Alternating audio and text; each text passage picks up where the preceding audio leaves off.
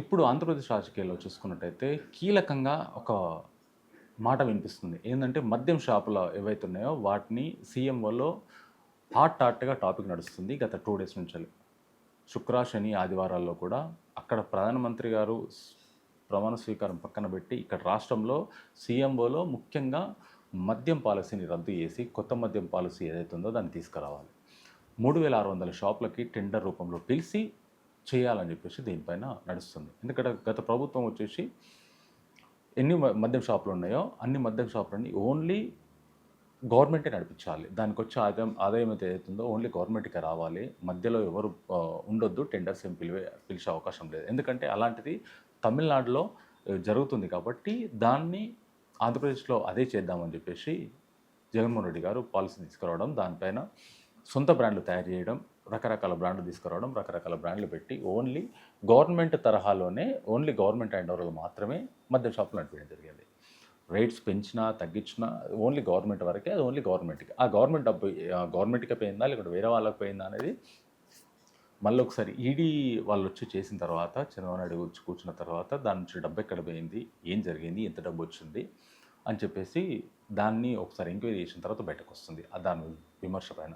కాకపోతే ఇప్పుడున్న మద్యం షాపులని మద్యం షాపుల పాలసీ అయితే రద్దు చేసి టెండర్ రూపంలో 3600 మద్యం షాపులకి టెండర్‌గా పిలిచి, టెండర్ వేసి ఇంతకుముందుకు ఎలా జరిగిందో యథావిధిగా జరిగేలాగా మద్య పాలసీని తీసుకురావడం జరుగుతుంది. జగన్మోహన్ రెడ్డి గారు జూన్ 1న ప్రమాణ స్వీకారం చేసిన తర్వాత ఫస్టు మద్య పాలసీ మీద కాన్సంట్రేషన్ ఎక్కువ పెట్టి దాని తర్వాత మద్య పాలసీని తీసుకొచ్చి ఓన్లీ మన రాష్ట్రంలో తయారు చేయాలి, మన రాష్ట్ర మందు మాత్రమే అమ్మాలి, వేరే బ్రాండ్స్ ఉండకూడదు అని చెప్పేసి రకరకాల బ్రాండ్స్ తీసుకొచ్చారు. దీని మీద గత ప్రభుత్వం వైఎస్ఆర్ సిపి జగన్మోహన్ రెడ్డి గారు ఉన్నప్పుడు రకరకాల విమర్శలు వచ్చినాయి, ప్రతి విమర్శలు వచ్చినాయి, గొడవలు జరిగినాయి అసెంబ్లీలో, బూమ్ బూమ్ అని, రకరకాలని, ఏదో కరోనా అని రకరకాల మందులు వచ్చినాయి.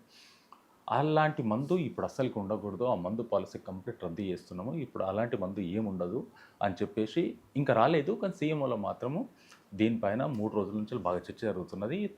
జూన్ 14 ఇంకా 3 రోజులు, జూన్ 14 రోజు ఈ మద్య పాలసీని రద్దు చేసే అవకాశం ఉంది. దీనిపైన క్లియర్గా మనకు బయటకు వచ్చే అవకాశం ఉంది. కాకపోతే చంద్రబాబు నాయుడు గారు ప్రమాణ స్వీకారం అయిన తర్వాత మొట్టమొదటి సైన్ చేసేది మద్య పాలసీ పైన సైన్ చేస్తారని చెప్పేసి కూడా ఒక వార్తలు వినిపిస్తున్నాయి మనకి. ఇది ఎంతవరకు చేయబోతున్నారు? ఎన్ని మద్యం షాపులు అంటే 3600 మద్యం షాపులని టెండర్ రూపంలో పిలిచి ఇప్పుడు ఇంతవరకు ఉన్న బార్లు, వైన్స్లు అన్నీ క్యాన్సిల్ చేసి ఎప్పుడైతే కొన్ని పర్మనెంట్గా ఉన్నాయో ప్రైవేటీకరణ కాకుండా కొన్ని పర్మనెంట్గా ఉన్న వైన్స్లు బార్లను మాత్రమే ఉంచి మిగతా వాటిని అన్నీ రద్దు చేసి టెండర్ రూపంలో పిలిచి టెండర్ రూపం నుంచి 3600 మద్య షాపులని ఆంధ్రప్రదేశ్ రాష్ట్రంలో మళ్ళీ కొత్తగా తీసుకురాబోతున్నారు. పాత బ్రాండ్స్ ఏవైతే ఉన్నాయో అవన్నీ మొత్తం రద్దు చేసి మళ్ళీ కొత్త బ్రాండ్స్ అంటే మన నేషనల్ వైడ్గా ఏవైతే ఉన్నాయో వాటన్నిటి బ్రాండ్స్ రెగ్యులర్గా దొరికే బ్రాండ్స్ ఏవైతే ఉన్నాయో వాటన్నిటిని తీసుకొచ్చి అమలు చేసే అవకాశం ఉంది. జూన్ 14 తారీఖు నుంచి ఇది అమలు అయ్యే అవకాశం ఉంది. అమలు అంటే దీనిపైన సీఎంఓ నుంచి నోటీస్ విడుదలయ్యే అవకాశం ఉంది.